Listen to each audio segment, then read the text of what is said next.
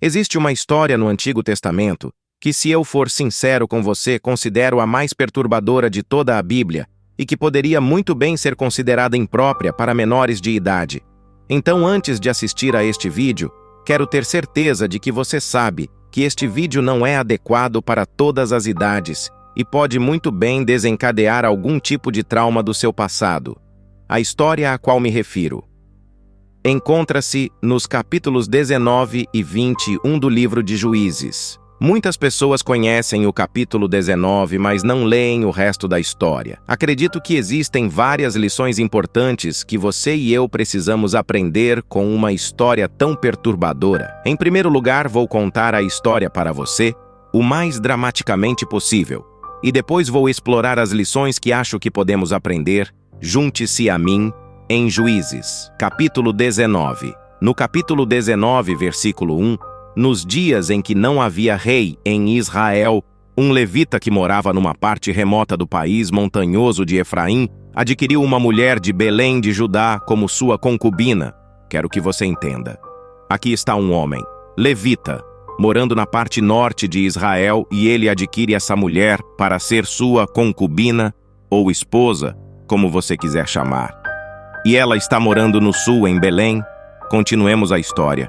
Ela foi infiel a ele e o deixou pela casa de seu pai. Em Belém de Judá, onde ficou por 4 meses, ela o traiu. Voltou para a casa de seu pai em Belém, então. A história continua.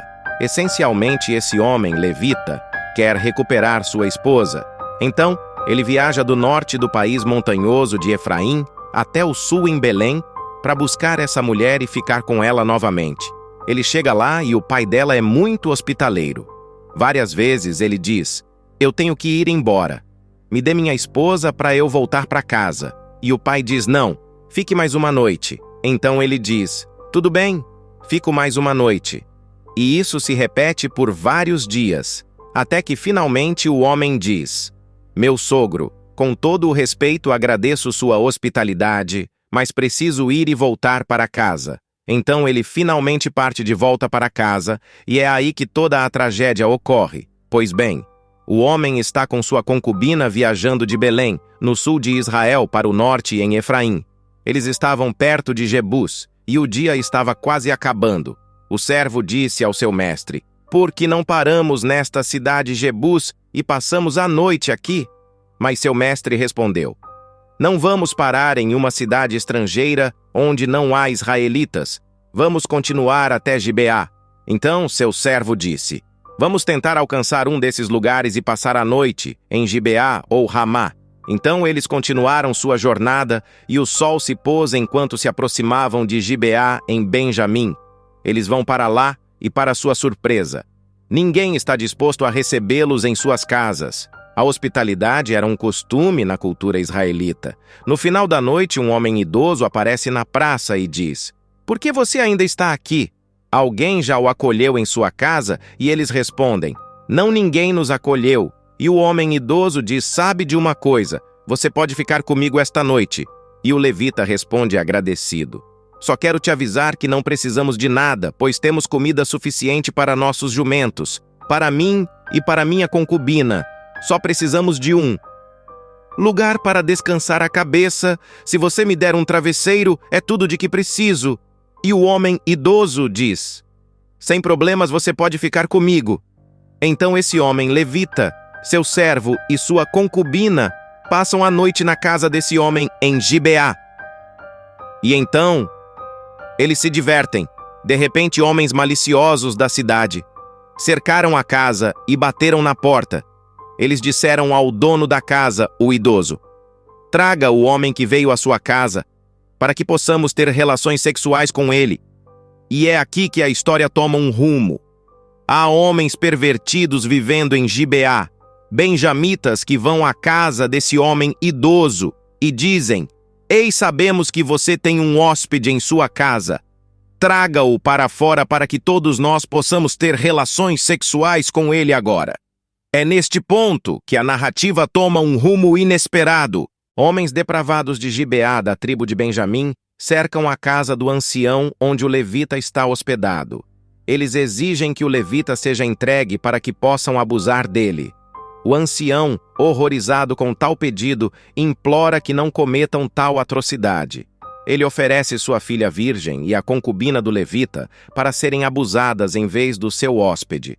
O que acontece a seguir é inimaginável. O levita entrega sua concubina aos homens, que a estupram e a maltratam durante toda a noite. Ao amanhecer, eles a deixam ir. A mulher, exausta e abusada, consegue voltar à casa do ancião e desaba na porta. Quando o levita se levanta pela manhã, ele encontra sua concubina caída na porta. Ele a instrui a se levantar para que possam continuar sua jornada, mas ela não responde.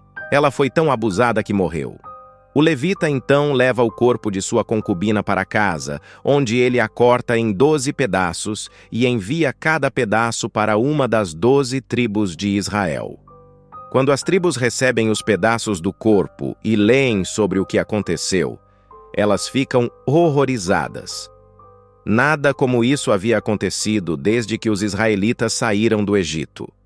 A partir desta história perturbadora, podemos aprender várias lições.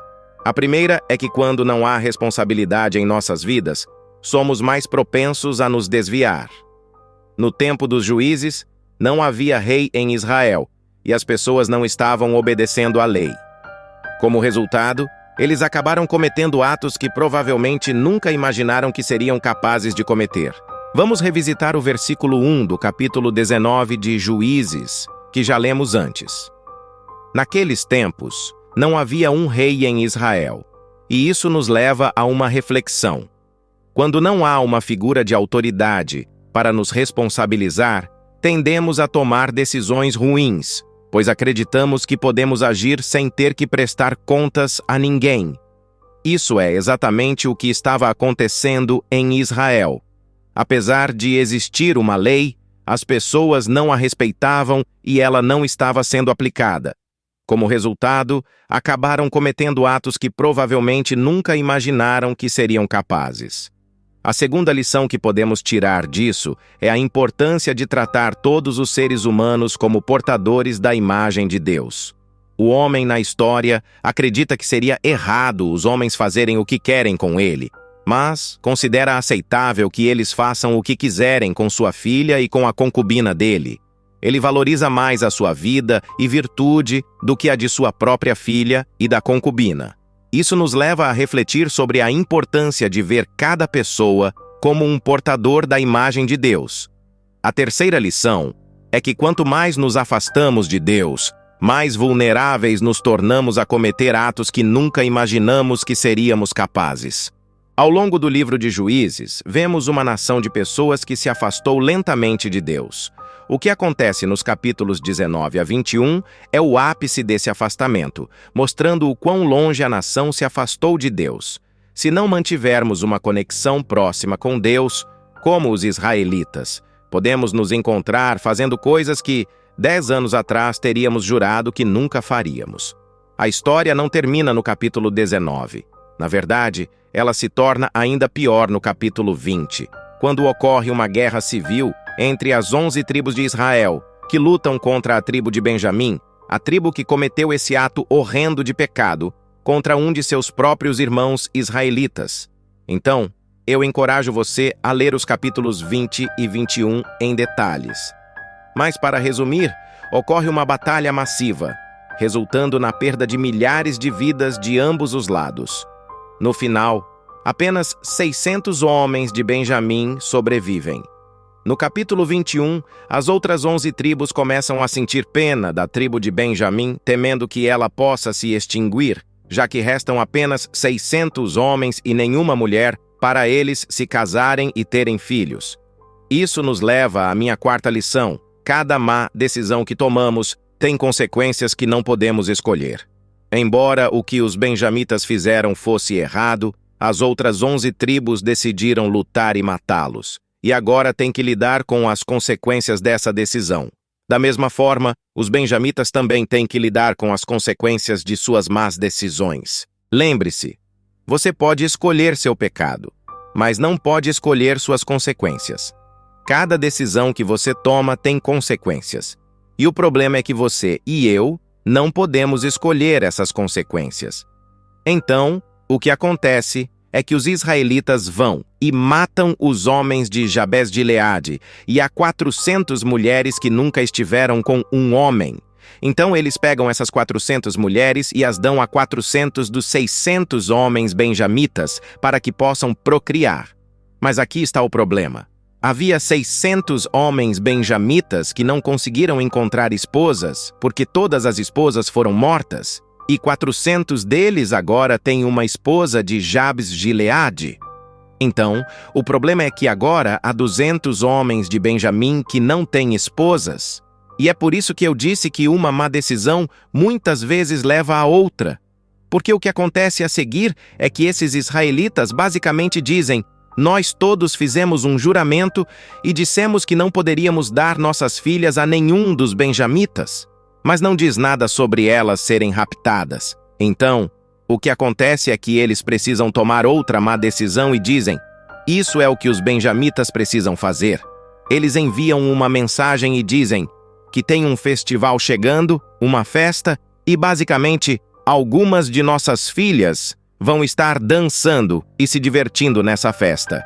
Tecnicamente não podemos dar nossas filhas a vocês porque fizemos um juramento. Mas se vocês as encontrarem e as raptarem, isso é problema de vocês. Se vocês as encontrarem e as raptarem, nós estaremos livres desse juramento porque tecnicamente não demos nossas filhas a vocês, e vocês poderão ter uma esposa e procriar. Então eles têm essa festa, e essencialmente, esses 200 homens benjamitas vão e roubam e sequestram essas mulheres enquanto elas estão dançando em uma festa e as levam de volta como suas esposas. Agora, pessoal, eu sei que esta é uma loucura e tentei resumi-la o mais rápido que pude, mas o ponto é este.